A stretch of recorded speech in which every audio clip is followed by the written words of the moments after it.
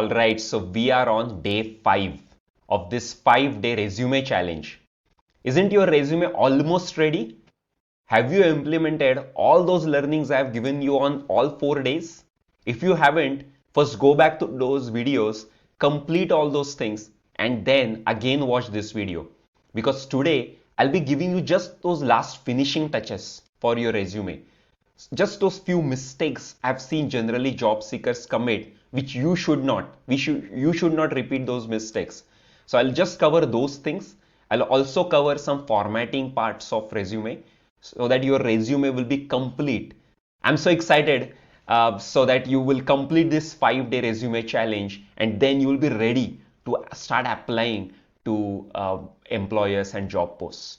All right, excited? So let's see on day 5 how to do those finishing touches for your resume.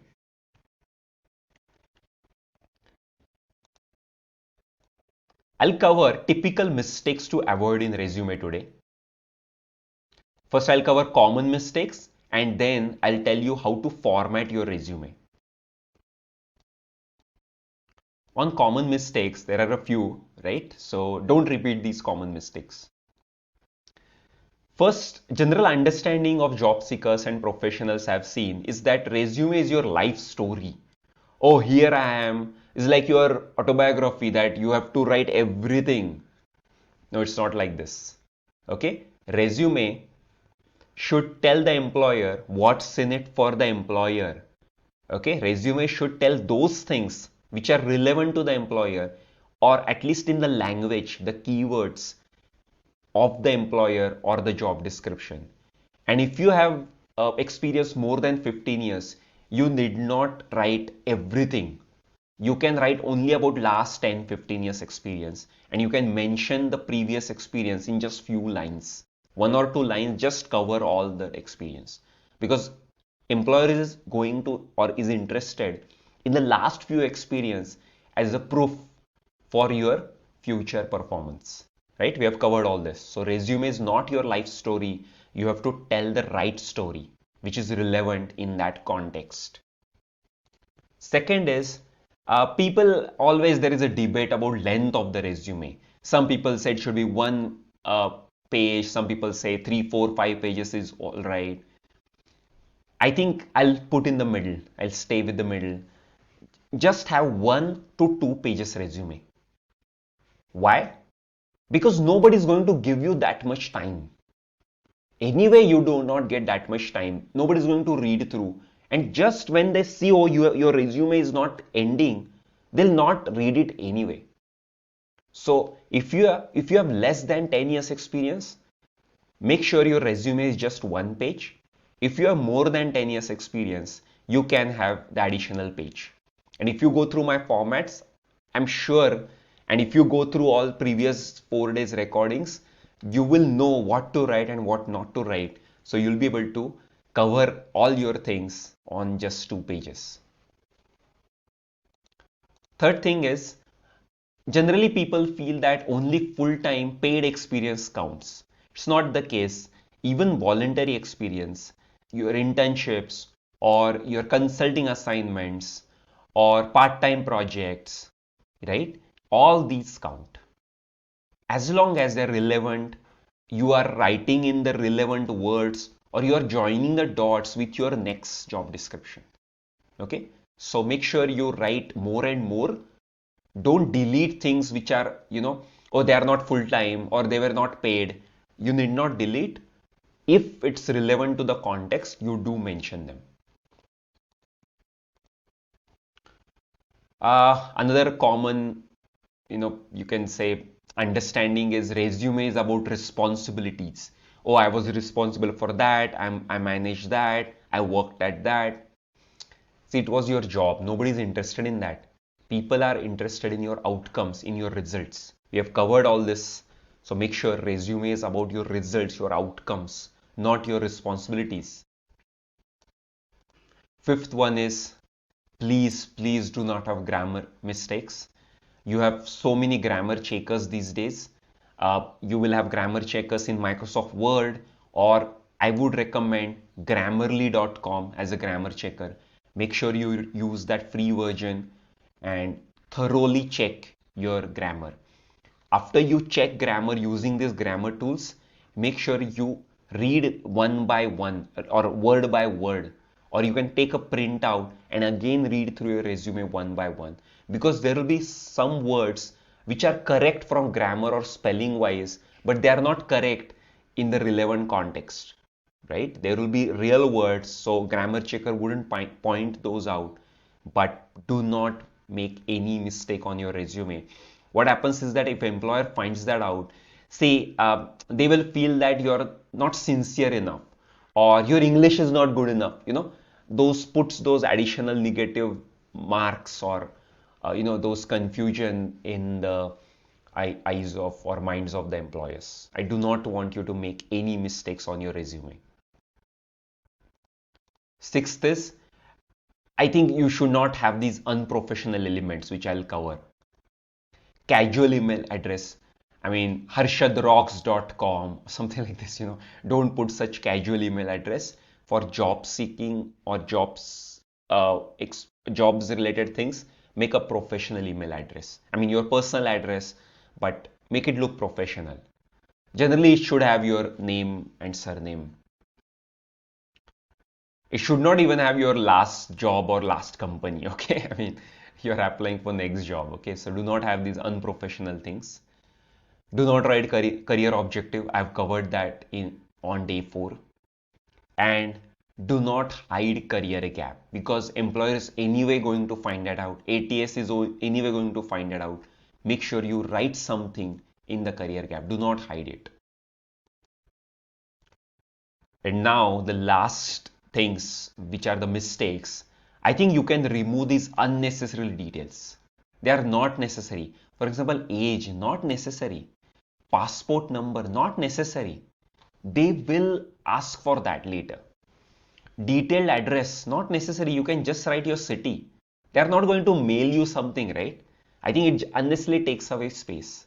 And photo is not necessary on your resume unless you are applying for air hostess position or model position. Photo is not necessary. Okay, and anyway sometimes it confuses the ATS, so photo is not necessary. These are unnecessary details on your resume, so delete all those. And now let me cover how to format your resume. See, I've already given you the formats. I will say what's more. See, formatting is not only to please the audience, or not only it looks professional or it looks nice. I've told you about the ATS, and we covered the keywords aspect of ATS, that ATS looks for keywords. But ATS also is comfortable with certain formats. Why? Because it's an algorithm.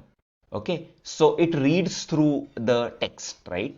So if it doesn't understand certain text elements, it will write wrong information in the database, or it will write some XYZ PQM type cryptic data, and you don't want that to happen, right? So make sure you do not have these elements in your formatting of your resume. Okay, so I'll cover those aspects which you should not have. For example, long form or acronym of keywords. See, let's say SEO. ATS might not understand that. I mean, SEO is a very, very common keyword these days, but there will be certain keywords in your industry which other companies might not use or ATS might not understand. So what you can do, you put both long form once somewhere in your resume, and then you can use acronyms also other times, so that at least one time that keyword gets added to the database. Second case is use chronological order. Okay, I mean, it's a resume format where you start with your recent experience, then go down, then go down. Use that one only. Don't have such fancy resume formats, which are, there are many resume formats. Don't use those. I think you should not use tables or columns as well. Some people use those two columns format. I would not recommend that, and do not have tables, because some ATS might not be able to parse to go through that text. Use a standard format like Calibri, Times New Roman, like this, right? Do not have some crazy for or fonts, standard bullet points, just those filled dots. I think resume is not the place where you need to be creative, even if you are applying for creative positions. See, your resume, you can have a portfolio later, or when you're actually going for the interview, you can hand over something which is more creative, right? I think when you're applying online, or it's your first application to your recruiter, they might not be from your field. So let's have a quick simple resume, text resume, which they can scan through easily, and even ATS can scan through. No headers and footers. If you know how Word, you can add headers, you can add footers. Don't do that. ATS might not be able to read through that. No photo, your photo, or no images. Again, keep it simple. Standard resume headings like work experience, education. Do not say this is where I worked or this is where I was born. Do not use some creative headings. Standard date formatting, as you will see in my resume formats. And write format with appropriate name. For example, save your resume with Harshad Bhagwat underscore company name. Do not, I mean, that company. Do not say Harshad Bhagwat underscore Google if you're applying for Microsoft. Or do not have those, TMP0040, something like this. Just have standard Harshad Bhagwat underscore resume, Harshad Bhagwat underscore resume underscore company name. Use standard resume format names so that in your database, in your computer also, you'll be able to save those, that which resume you applied or you used for which application. You will be able to save all those resumes properly, and at the recruiter's end, when they download your resume, they will also understand, oh, it's Harshad Bhagwat's resume. So just these are small things, but I don't want you to miss out that 1% also, right? Because job market is competitive, and make sure you take all these things. You might have felt that this video is of these simple things, these are childish stuff. No, guys, as I told you, job market is competitive.